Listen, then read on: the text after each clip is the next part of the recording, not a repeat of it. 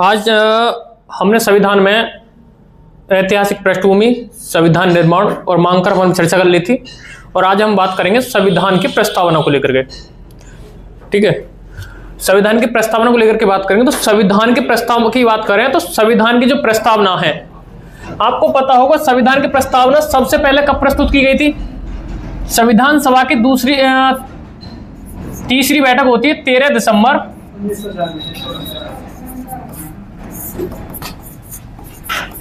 1946 को संविधान सभा की तीसरी बैठक होती है, जिसमें जवाहरलाल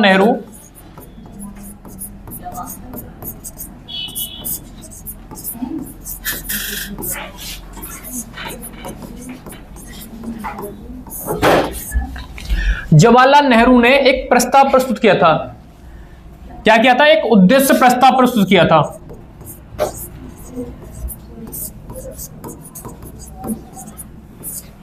और इस उद्देश्य प्रस्ताव को संविधान सभा ने संविधान की प्रस्तावना बनाया था।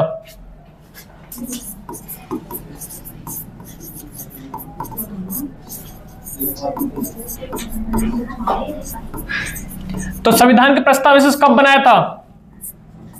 यानी संविधान सभा ने इसे कब स्वीकार किया था?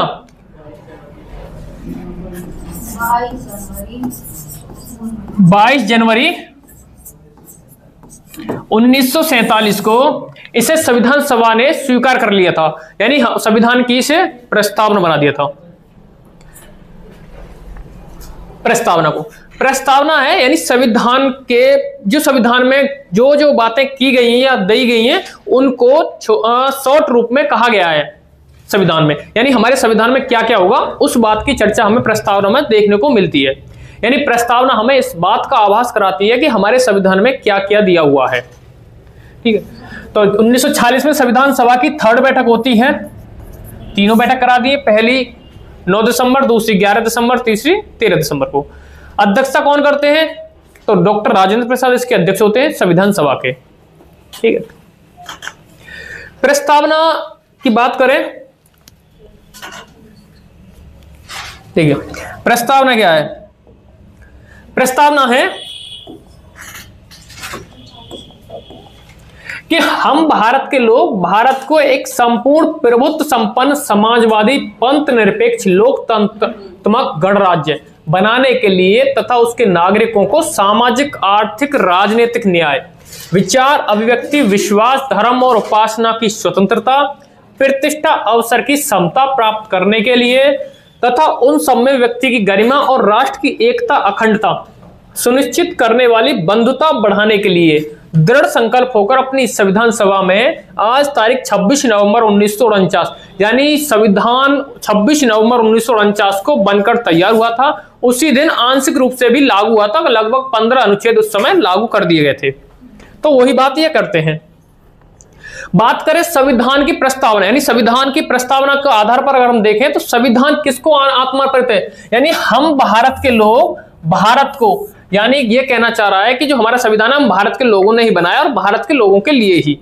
तो इसका जो स्रोत क्या है? भारत के लोग इसका स्रोत है। संविधान का स्रोत क्या है? भारत के लोग। अगर बात करें भारत में राज्य व्यवस्था का स्वरूप कैसा है, अगर हम बात करें भारत में राज्य व्यवस्था का स्वरूप कैसा है, तो भारत में राज्य व्यवस्था का स्वरूप है प्रभुत्व संपन्न समाजवादी पंथ निरपेक्ष लोकतांत्रिक गणराज्य। ये आपका है। पहला तो आपका हो जाएगा स्रोत क्या है, तो भारत के लोग हो गए। ठीक है, उसके बाद ये हो जाएगा आपका राज्य व्यवस्था का स्वरूप, यानी भारत में राज्य व्यवस्था का स्वरूप क्या है। तीसरा ये बात करता है आदर्श और उद्देश्य क्या है, यानी हमारे संविधान का आदर्श और उद्देश्य क्या है। आदर्श और उद्देश्य है, पहला आदर्श उद्देश्य है सामाजिक, आर्थिक और राजनीतिक न्याय, यानी भारत के, यानी इसके नागरिकों को, भारत के नागरिकों को सामाजिक, आर्थिक और राजनीतिक न्याय देना ही क्या है? आदर्श या उद्देश्य। दूसरा क्या है? विचार अभिव्यक्ति, विश्वास, धर्म और उपासना की स्वतंत्रता, यानी हमें 5 प्रकार की क्या दी हुई है? स्वतंत्रता दी हुई है। उसके बाद यह भी हमारा क्या है? उद्देश्य या आदर्श है संविधान का। प्रतिष्ठा, अवसर की समता, यानी समानता ये भी क्या है, एक प्रकार का ये भी आदर्श है। यानी हमारी प्रस्तावना का जो आदर्श है या हमारे संविधान का जो आदर्श है, उद्देश्य क्या क्या है कि सभी लोगों को न्याय मिलना चाहिए, सामाजिक आर्थिक स्वतंत्रता होनी चाहिए, सभी के प्रति समान व्यवहार होने, समता होनी चाहिए, समानता होनी चाहिए, और साथ में व्यक्ति की गरिमा को ध्यान रखना चाहिए और राष्ट्र की एकता अखंडता बनाए रखने होगी। यह है हमारे संविधान यानी आदर्श और उद्देश्य। यहां से बहुत प्रश्न बन सकते हैं। पहला प्रश्न बन सकता है आपका कि हमारी जो भारतीय संविधान की प्रस्तावना यानी प्रस्तावना में भारत का उल्लेख कितनी बार किया गया है। आपके लिए प्रश्न बन सकता है कि संविधान की प्रस्तावना में भारत का कितनी बार उल्लेख किया गया है। तो भारत का उल्लेख कितनी बार है, 2 बार उल्लेख किया गया भारत को। ठीक है, अगला क्वेश्चन बन सकता है कि क्या उल्लेख का मतलब है लिखा गया है प्रस्तावना में 2 बार। उसके बाद तीसरा कह रहा है कि हमारी प्रस्तावना में कितने प्रकार की न्याय का उल्लेख है या कितने प्रकार की न्याय दी गई है। तो हमारी प्रस्तावना में सामाजिक, आर्थिक और राजनीतिक न्याय का भी प्रावधान है। उसके साथ ही अगर बात करें स्वतंत्रता, तो हमारे संविधान की प्रस्तावना में कितने प्रकार की स्वतंत्रता है बताइए मुझे। तो 5 प्रकार की स्वतंत्रता, विचार, अभिव्यक्ति, विश्वास, धर्म और उपासना की स्वतंत्रता। जबकि मौलिक अधिकारों में कितने प्रकार की स्वतंत्रता है, 6 प्रकार की स्वतंत्रता है ना। चलिए बात करें समानता कितने प्रकार का, तो प्रतिष्ठा और अवसर की समानता दी गई है 2 प्रकार की। अगला क्वेश्चन यह भी बन सकता है कि जो व्यक्ति की गरिमा और बंधुता यानी व्यक्ति के लिए गरिमा और बंधुता का भी ख्याल रखा गया है। ठीक है, राष्ट्र के लिए एकता और अखंडता बनाए रखने का भी प्रावधान इसमें दिया हुआ है। यह हमारे प्रस्तावना में उल्लेखित विचार हैं, आदर्श हैं, उद्देश्य हैं। ठीक है, अगर हम बात करें संविधान में यानी प्रस्तावना में जो भी शब्द दिए गए, मूल प्रस्तावना में हमारे में समाजवादी, पंथ निरपेक्ष और अखंडता 3 शब्द नहीं थे। मूल संविधान में ये 3 शब्द नहीं थे। ये कब जोड़े गए थे, ये जोड़े गए थे 42वां संविधान संशोधन 1976 द्वारा। यानी अगर बात करें हम संविधान प्रस्तावना में, सबसे पहला तो यह बन सकता है आपका कि प्रस्तावना में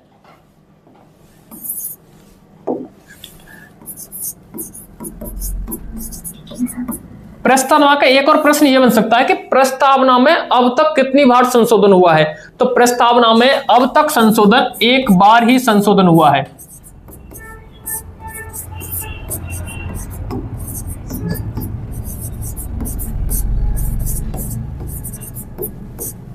एक बार ही संशोधन हुआ और वो संशोधन कब हुआ था, 42वां संविधान संशोधन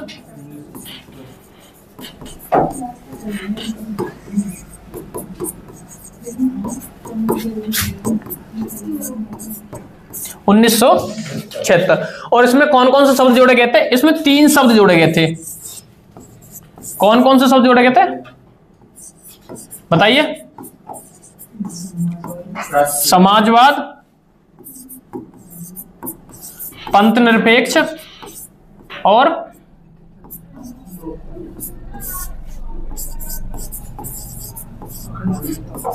अखंडता।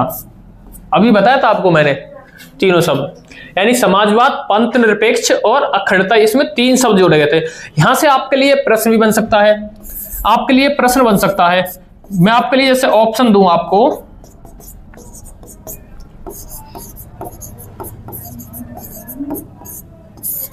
समाजवाद,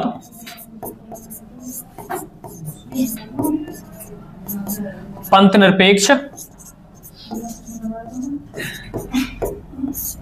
अखंडता,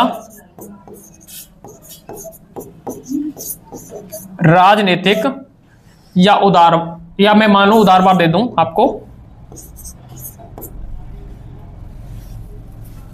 कोई भी शब्द दे सकता हूं और आपसे पूछा जाए कि निम्न में से कौन सा शब्द प्रस्तावना में 42वां संशोधन द्वारा जोड़ा नहीं गया था, तो आप सीधा बता सकते, क्योंकि 3 शब्द जोड़े गए थे, उदारवाद नहीं जोड़ा गया।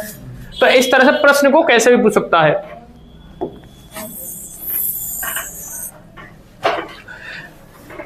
संशोधन 1977 में 3 शब्द जोड़े गए थे। बात करें अगर हम समाजवाद की, अगर समाजवाद की बात करें तो समाजवाद क्या होता है,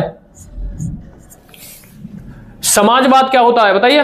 कि समाज के यानी समाज में हर किसी व्यक्ति का ध्यान रखा जाए, उसको समान अवसर दिया जाए, उसके आर्थिक रूप से भी उसकी मदद की जाए, राजनीतिक उसको न्याय मिलना चाहिए, किसी प्रकार का भेदभाव नहीं होना चाहिए समाज में। पंथ निरपेक्ष की बात करें तो पंथ निरपेक्ष का यहां अर्थ होता है कि राज्य का कोई धर्म नहीं है। यह बहुत बार पूछा हुआ प्रश्न है।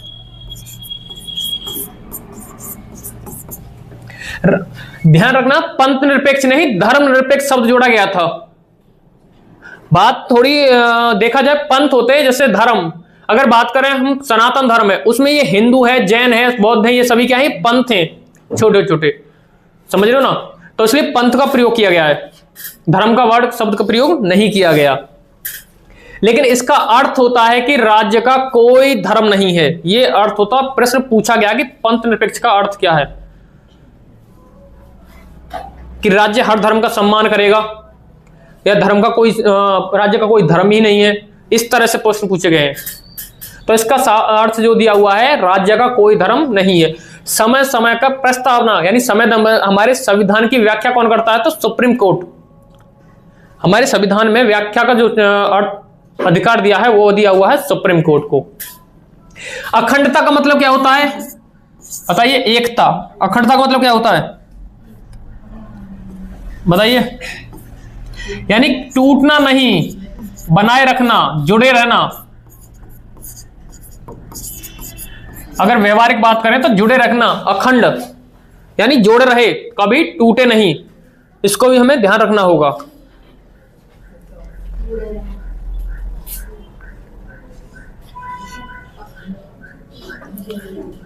हो गया।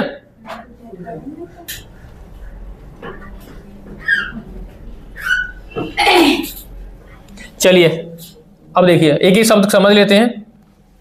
इसमें आता, सबसे पहले आता प्रभुत्व संपन्न। प्रभुत्व संपन्न, समाजवादी, पंथ निरपेक्ष, लोकतंत्र, गणराज्य। ठीक है, यह प्रभुत्व संपन्न क्या होती है इसे देख लेते हैं। प्रभुत्व संपन्न,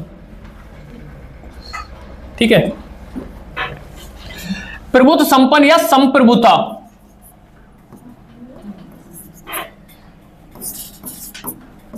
प्रभुत्व संपन्न या संप्रभुता, यह क्या होती है, संप्रभुता जो संविधान में उल्लेखित है, प्रभुत्व संपन्न या संप्रभुता। इसका अर्थ होता है कि कभी भी देश की, यानी हम राज्य में पढ़ते हैं, ध्यान देना, राज्य में मैंने आपको बताए थे, राज्य के 4 अंग बताए थे। राज्य के 4 अंग होते हैं, कौन कौन से होते हैं 4 अंग, तो राज्य के 4 अंग कौन कौन से होते हैं। सबसे पहला होता है भूभाग, उसके बाद जनसंख्या, उसके बाद होती है आपकी सरकार, और फिर होते हैं संप्रभुता। इसमें ही बताया था हमने कि 4 भाग होते हैं राज्य के। पॉलिटी में राज्य यानी केंद्र, देश को ही हम राज्य बोलते हैं। भूभाग यानी एक भूभाग होना चाहिए और उस भूभाग पर जनसंख्या निवास करने वाली होनी चाहिए, और उस जनसंख्या पर अपना अधिकार या जनसंख्या को सामंजस्य बनाने के लिए या जनसंख्या के ऊपर अपना अधिकार जमाने के लिए एक सरकार होती है, और सरकार के साथ ही उसकी अपनी संप्रभुता होनी चाहिए, अर्थात अपने फैसले लेने की शक्ति होनी चाहिए। तो वो क्या हो जाएगी, एक राज्य बन जाएगा। तो संप्रभुता का यहां अर्थ होता है कि किसी भी बाह्य शक्ति के बिना हस्तक्षेप के अपने फैसले लेने की शक्ति। क्या होता है संप्रभुता, क्या होती है,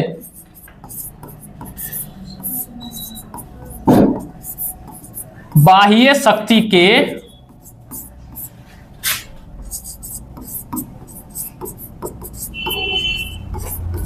हस्तक्षेप के बिना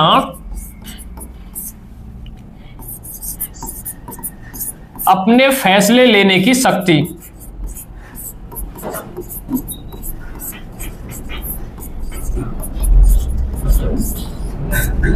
अपने फैसले लेने की शक्ति, यह होती है संप्रभुता। ठीक है, हो गया, जल्दी करो। हाँ, बिना, यह है कि हस्तक्षेप के बिना, ये बिना है, हस्तक्षेप के बिना।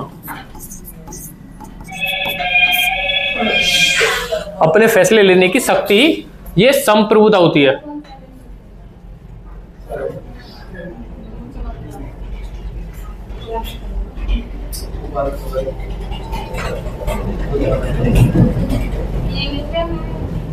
ये पहले लिखना चालू लिख लो ना, बता दिया मैंने आपको।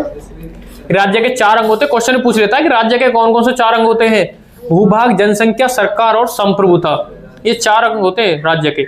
वो तभी राज्य बन पाएगा जब उसमें संप्रभुता होगी।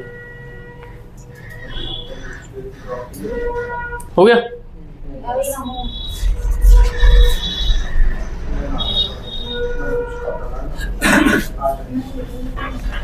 चलिए नेक्स्ट देखिए दोबारा। उसके बाद बात करें समाजवादी, मैंने आपको समझा दिया, पंथ निरपेक्ष आपको बता दिया, लोकतंत्र। अब क्या देखें हम इसको, लोकतंत्र देख लेते हैं। लोकतंत्र, लोकतंत्र क्या होता है? लोकतंत्र होता है, लोकतंत्र की परिभाषा दी थी लिंकन ने। लोकतंत्र की परिभाषा क्या दी थी कि जनता का शासन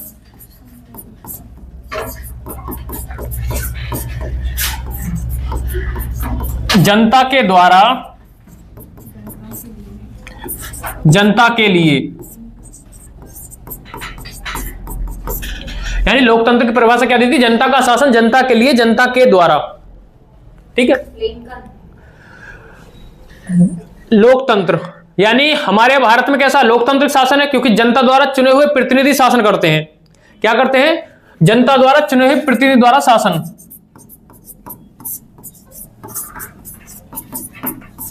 जनता के द्वारा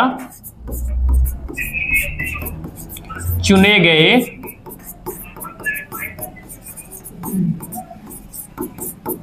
द्वारा शासन, यानी जनता सीधा तो शासन नहीं करेगी, उसके द्वारा जो प्रतिनिधि चुनकर जाएंगे उसके द्वारा शासन किया जाता है।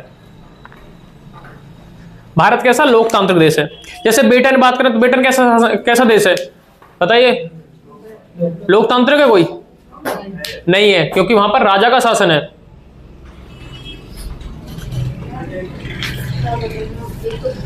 लोकतांत्रिक देश, यहां पर लिखित संविधान हो लगभग। ठीक है।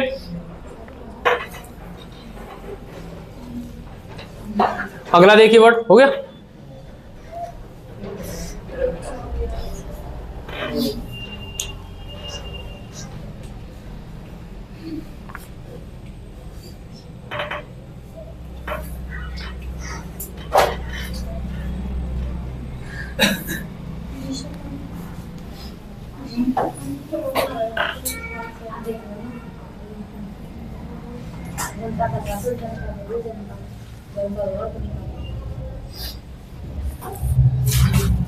देखिए अगला आगे देखिए। अब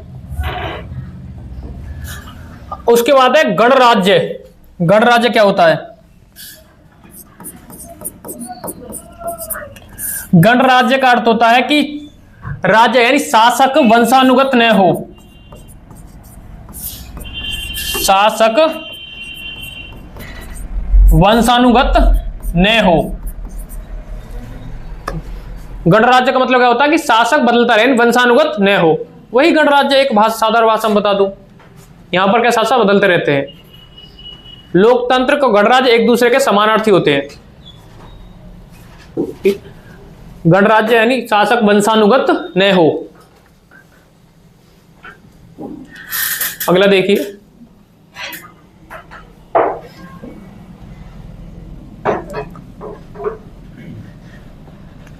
उसके बाद है सामाजिक, आर्थिक और राजनीतिक न्याय। देखिए यानी न्याय की बात करें, न्याय कितने प्रकार का दिया हुआ है? 3 प्रकार का। सामाजिक, आर्थिक, राजनीतिक। सामाजिक, आर्थिक और राजनीतिक, ये 3 प्रकार का न्याय दिया हुआ है। यानी समाज को गरीब और अमीर के बीच समानता, किसी प्रकार का भेदभाव ना हो, उनको सभी को न्याय समान मिलना चाहिए, जो हमारी न्यायपालिका बेहतर करती है। उसके बाद आर्थिक रूप से, यानी अगर कोई गरीब है तो उसके लिए मदद भी होनी चाहिए। जैसे गरीबी रेखा से नीचे जापन करने के लिए राशन कार्ड, फ्री राशन भी मिलता है ना। यह भी एक प्रकार से आर्थिक सहयोग हो गया। राजनीतिक का मतलब क्या होता है? राजनीति में कदम धरने के लिए गरीब अमीर का कोई महत्व नहीं है ना? कोई भी चुनाव लड़ सकता है, वोट देने का सभी को अधिकार है। ऐसा तो नहीं कि गरीब वोट देगा अमीर नहीं देगा, या अमीर दे गरीब नहीं देगा, सभी वोट देंगे। ठीक है, तो ये 3 प्रकार के न्याय दिए, यानी सबको समान न्याय दिया जाएगा। उसके बाद विचार, अभिव्यक्ति, विश्वास, धर्म की स्वतंत्रता, यानी स्वतंत्रता कितने प्रकार की है? 5 प्रकार की है। विचार,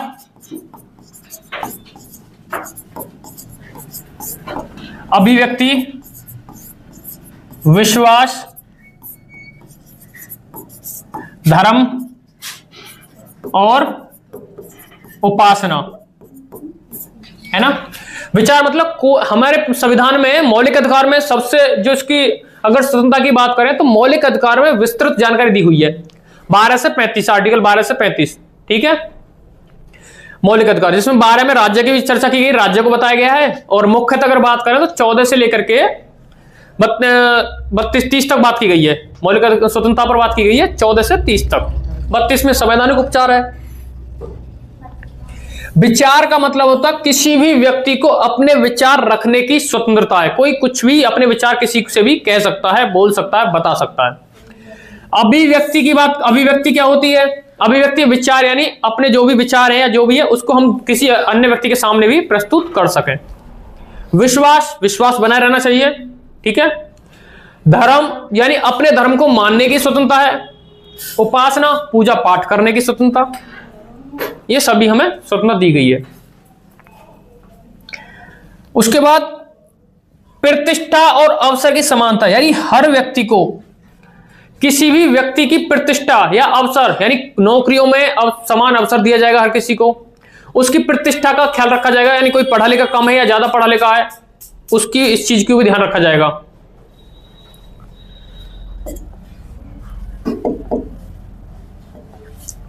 व्यक्ति की गरिमा,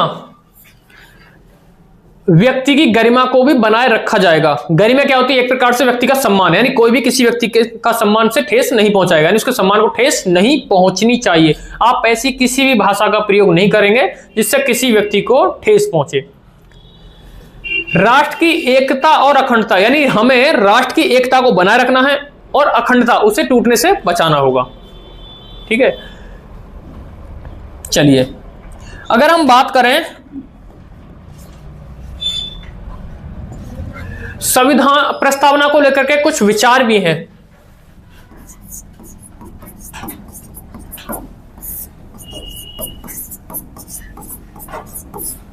लेकर तथ्य कुछ क्या क्या है, यानी प्रस्तावना क्या क्या क्या है। संविधान की आत्मा,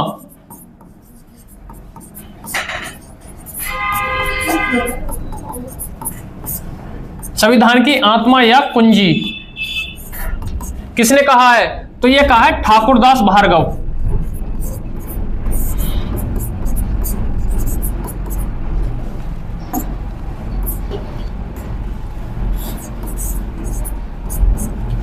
ठाकुरदास भार्गव ने इसे जन्म कुंडली कहा है, सॉरी कुंजी कहा है। और जन्म कुंडली किसने कहा है?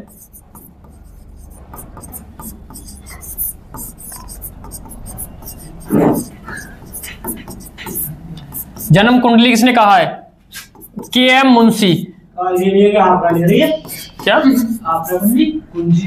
आत्मा या कुंजी?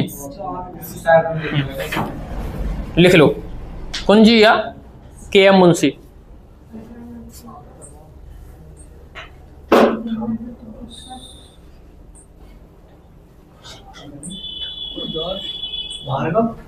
हाँ, भार्गव।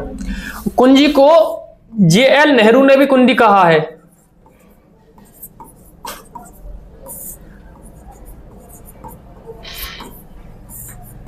जवाहरलाल नेहरू, इन्होंने भी संविधान की कुंजी कहा है प्रस्तावना को। ये प्रस्तावना के बारे में है।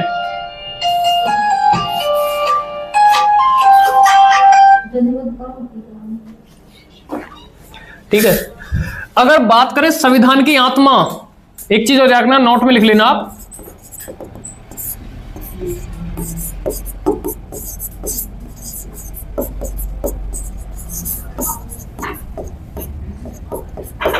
संविधान की आत्मा को आर्टिकल 32 ये कहा है आपका डॉक्टर भीमराव अंबेडकर ने।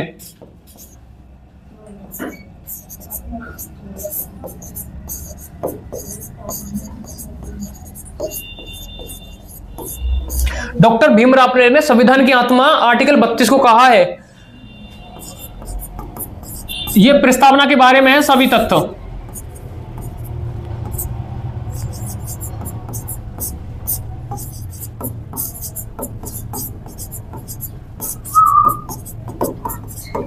एन पालकीवाला, इन्होंने प्रस्तावना को परिचय पत्र कहकर संबोधित किया है।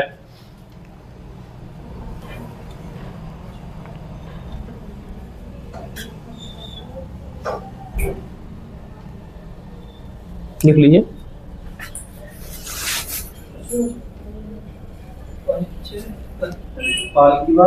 हाँ, एन पालकीवाला, इन्होंने इसे संविधान का परिचय पत्र कहकर संबोधित किया है। संविधान की आत्मा ठाकुरदास भार्गव, कुंजी भी हमारे जवाहरलाल नेहरू ने कुंजी कहा है और ठाकुरदास भार्गव ने भी। जन्म कुंडली बात करें तो के.एम. मुंशी ने जन्म कुंडली कहा है। वैसे कुंजी अर्नेस्ट ने भी कुंजी कहा है, अर्नेस्ट।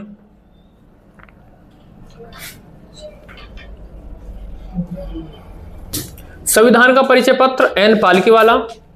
संविधान की आत्मा की बात करें तो आर्टिकल अनुच्छेद 32 को डॉक्टर भीमराव अंबेडकर ने कहा है, क्योंकि आर्टिकल 32 के तहत सुप्रीम कोर्ट में हमारे मौलिक अधिकारों को के हनन को रोकने के लिए यानी शक्ति दी गई, रिट जारी करने की शक्ति, और 226 में हाई कोर्ट को दिया गया है। सुप्रीम कोर्ट में हमारे मौलिक अधिकारों से संबंध में कौन सा अनुच्छेद है तो 32, यह हमें शक्ति प्रदान करता है। संवैधानिक उपचारों का उपबंध हो गया।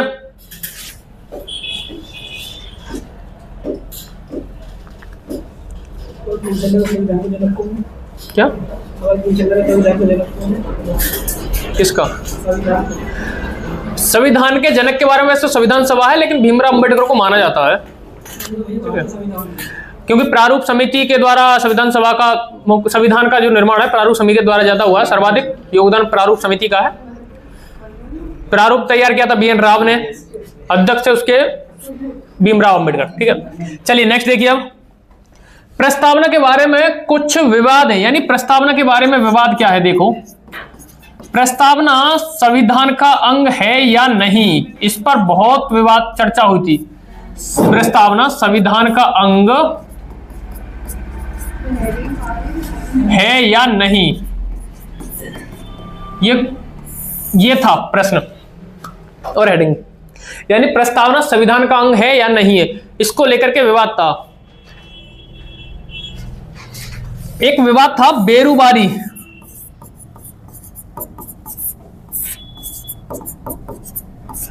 बनाम भारत संघ। 1960 में यह केस आया था, कुछ हिस्सा पाकिस्तान को सौंपने के संबंध में था। ठीक है, बेरुबारी बनाम भारत संघ के मामले में 1960 में यह केस था। हो गया, बेरुबारी बनाम भारत संघ। 1960 में सुप्रीम कोर्ट ने कहा था कि जो प्रस्तावना है संविधान का अंग नहीं है।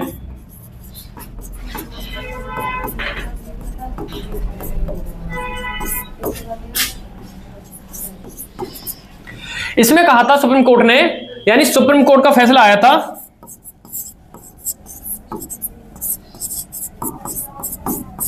सुप्रीम कोर्ट ने कहा था कि प्रस्तावना संविधान का अंग नहीं है और इसमें संशोधन किया जा सकता है।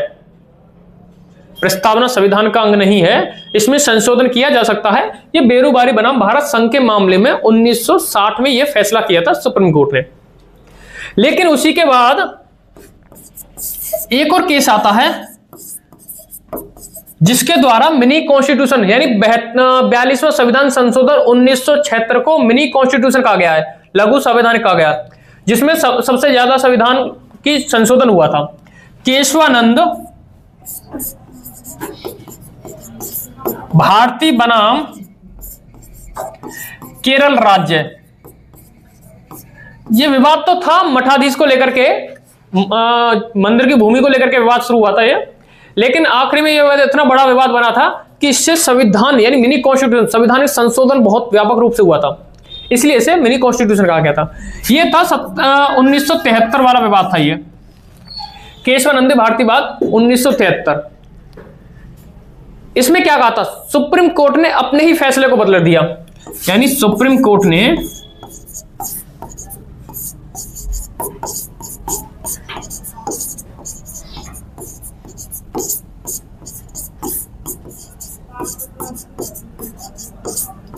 अपने ही फैसले को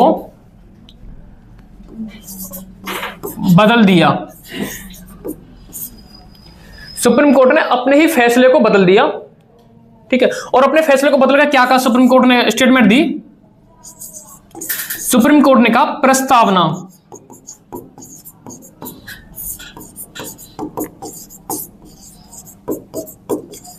संविधान का अंग है, यानी संविधान का अंग, प्रस्तावना संविधान का अंग है। सुप्रीम कोर्ट ने कहा था कि प्रस्तावना संविधान का अंग है, इसमें संशोधन आर्टिकल 368 यानी अनुच्छेद 368 के तहत ही होगा। दूसरी बात क्या कही थी कि संविधान संशोधन के द्वारा मूल ढांचे में परिवर्तन नहीं किया जा सकता।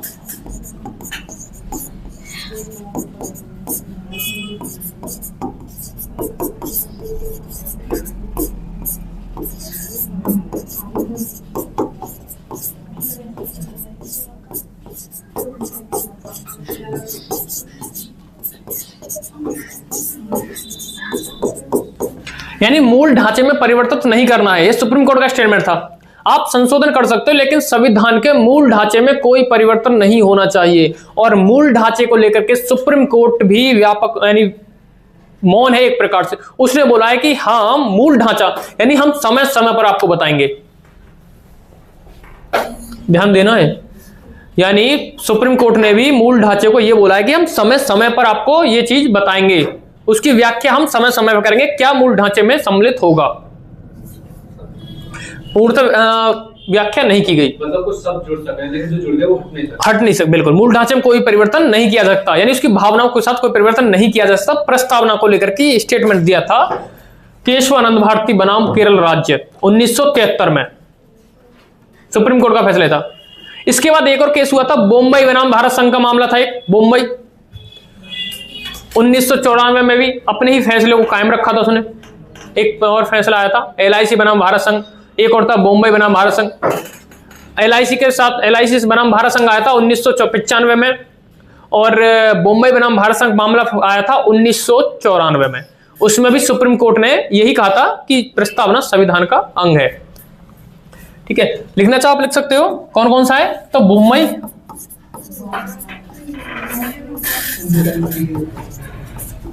बनाम भारत संघ,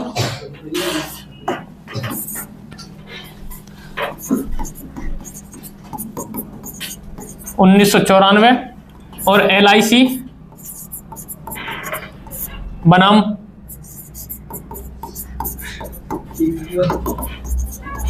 1995। इसमें भी यही स्टेटमेंट दिया था कि प्रस्तावना,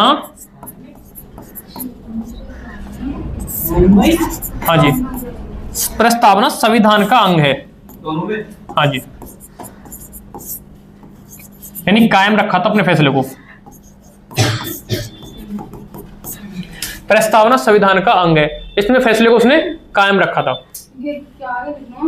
लिख लो बॉम्बे बनाम भारत संघ 1994 और LIC बनाम भारत संघ 1995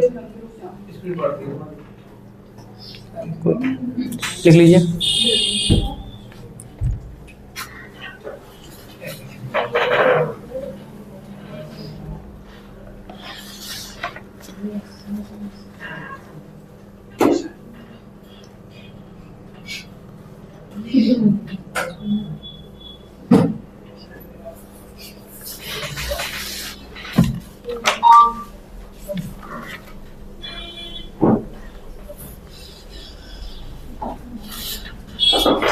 हो गया।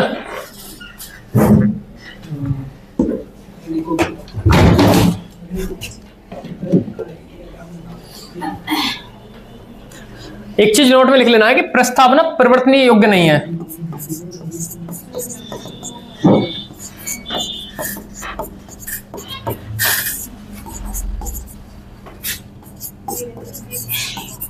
परिवर्तनीय नहीं है, यानी इसमें आप प्रस्तावना को लेकर के सुप्रीम कोर्ट नहीं जा सकते हो। ये परिवर्तनीय नहीं है प्रस्तावना, वाद योग्य नहीं है प्रस्तावना। ठीक है, तो कल हम बात करेंगे भाग 1 अनुच्छेद 1 से लेकर के 4 तक कंप्लीट कर देंगे उसको। आज प्रस्तावना कंप्लीट हो गया है, आप सभी याद करके आए सब कुछ। हमने अब तक आपको करा दिया ऐतिहासिक पृष्ठभूमि करा दी, संविधान मांग निर्माण, ठीक है, सब कुछ करा दिया। लाइक करो।